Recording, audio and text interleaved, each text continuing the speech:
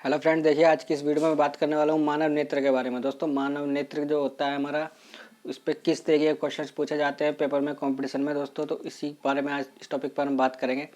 दोस्तों, कंपटीशन में जो क्वेश्चन पूछे जाते हैं वो दृष्टि दोष, तो आपको सुना होगा कभी 9th-10th में, दूरदृष्टि दोष या फिर निकट दृष्टि दोष, इस पर बहुत ही अधिक क्वेश्चन आते हैं। और अगर ऐसा कोई क्वेश्चन आप लोगों के सामने आए तो इस वीडियो में देख के आप इस क्वेश्चन को नहीं कर ही दोगे। इस तरीके से मैं आपको समझाने वाला हूँ। देखिए, पहले मैं मानव नेत्र को समझा देता हूँ, तभी इसी से पता लगेगा कि आखिर क्वेश्चन किस तरीके से बनता है। देखिए, मानव नेत्र में जो हमारा लेंस है दोस्तों, एक लेंस होता है आंखों में, और उसके ऊपर ये एक कॉर्निया होती है। कॉर्निया के अंदर जो होता है हमारा एक पुतली होती है, इसके बीच में लगी हुई। बाकी सब काचाप द्रव होता है दोस्तों। यहाँ देखिए दोस्तों, एक जो फोकस होता है वो रेटिना होता है, जहाँ हमारा फोकस बनना होता है, सारा रेटिना होता है। और ये अंध बिंदु होता है, और प्रकाश सिराएं इधर उगती है, और ऊपर की पटल को दृढ़ पटल कहते हैं, और बाकी अंदर की रक्त पटल कहते हैं। और मेन दोस्तों, इसका जो फोकस बनाना होता है वो हमारा रेटिना पे होता है। अब हम सिर्फ रेटिना की ही बात करेंगे। देखिए, पहला मैं आपको बताता हूँ, इसमें जो होता है दूरदृष्टि दोष। दूरदृष्टि दोष में क्या होता है दोस्तों, दूरदृष्टि दोष जो है हमारा, ये से क्या होता है, जब हमें हमारी आंखों से, सपोज ये यहाँ से दोस्तों, अगर कोई वस्तु एक स्थित दूरी पर, सपोज 25 कुछ सेंटीमीटर की दूरी पर या फिर कुछ दूरी पर तक स्पष्ट दिखाई देती है। यहाँ तक हमें स्पष्ट दिखाई दे रही है दोस्तों, क्योंकि इसका जो एक फोकस है दोस्तों, रेटिना पर, जो हमारा रेटिना है, यहाँ पर फोकस नहीं बन पा रहा है। फोकस यहाँ पर नहीं बन पा रहा है, इसका फोकस पहले ही बन जा रहा है।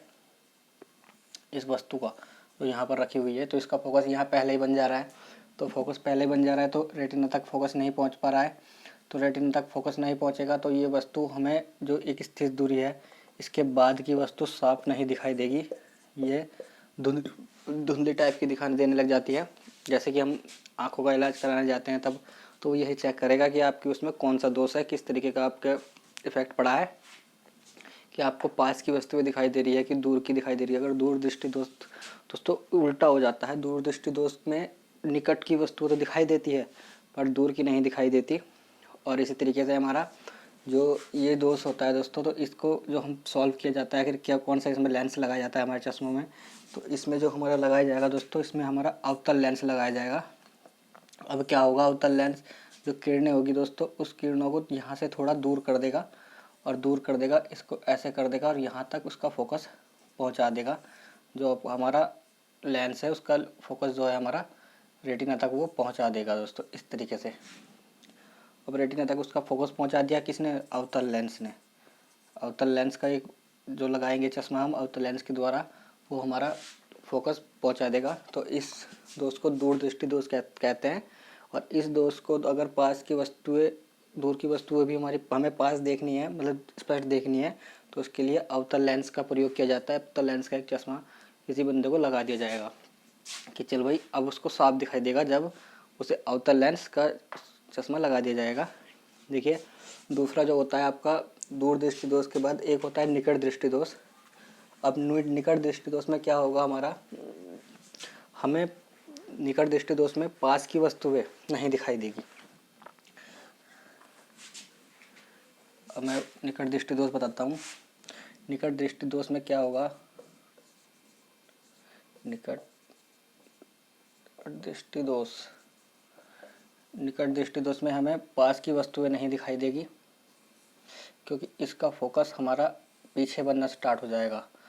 ये सपोज ये वस्तु है, यहाँ पर इसका फोकस जो बनेगा हमारा, मतलब इसका जो यहाँ पर ये बनेगा, ये पीछे रेटिना से पीछे, ये रेटिना है, रेटिना से पीछे दोस्तों बनना स्टार्ट हो जाएगा इसका फोकस। अब इसे पास लाने के लिए क्या करना पड़ेगा, अगर पास की वस्तु नहीं दिखाई दे रही है और दूर की थोड़ा दिखाई दे रही है, तो यहाँ पर एक उत्तल लेंस का एक चश्मा लगाया जाएगा। उत्तल लेंस का, उत्तल लेंस यहाँ लग जाएगा अगर उससे पहले, तो अब क्या होगा, इससे किरणें टकराएगी तो वो समीप हो जाएगी, इस पर किरणें टकराएगी, फिर उसके बाद तब यहाँ से आएगी, तो उसका फोकस जो हमारा है रेटिना तक पहुँच जाएगा।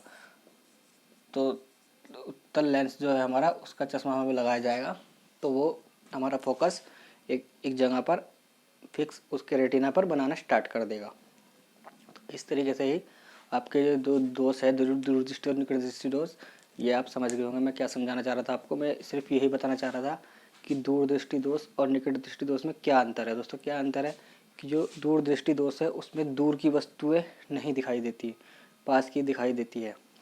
जो निकट दृष्टि दोष है इसमें हमें जो है कि जो हमारी वस्तु नज़दीक की वस्तु है वो नहीं दिखाई देती निकट दृष्टि दोष में, ठीक है दोस्तों। और जो दूर दृष्टि दोष है उसमें हमें जो दूर की वस्तुएं हैं वो हमें स्पष्ट नहीं दिखाई देती, और निकट दृष्टि दोष में पास की वस्तुएं नहीं दिखाई देती। दोनों में अंतर मैं बता देता हूँ। दूर दृष्टि दोष और निकट दृष्टि दोष में अंतर दोस्तों यही है। क्या अंतर है?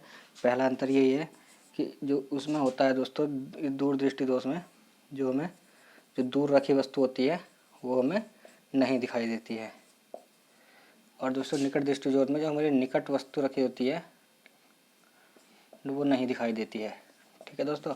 अब इस दोनों में इसका निवारण में अवतल लेंस लगाया जाता है, इसके उसमें उत्तल लेंस, अवतल और उत्तल लेंस लगाया जाता है, ठीक है।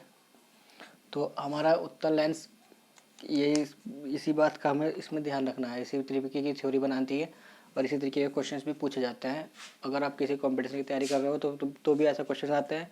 9th में, 11th में, 12th में, सब हर जगह हर किताब में ये क्वेश्चन आपको मिल ही जाएगा थोड़ा बहुत। 12th पे भी ये क्वेश्चन है, दूर दृष्टि दोष, निकट दृष्टि दोष, ये क्वेश्चन 12th बेस पे भी पूछा जाता है फिजिक्स में दोस्तों। तो चलिए दोस्तों, आज की वीडियो में इतना ही, मिलते हैं अगली वीडियो में। हमारे वीडियो देखने के लिए बहुत बहुत धन्यवाद।